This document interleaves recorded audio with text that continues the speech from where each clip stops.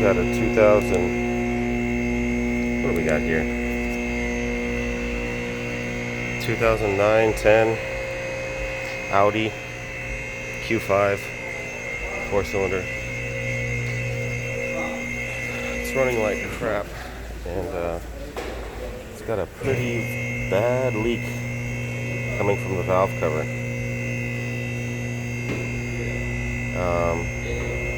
It's got a vacuum leak, and as you can see, we're using our smoke machine, Snap-on, nothing but the best.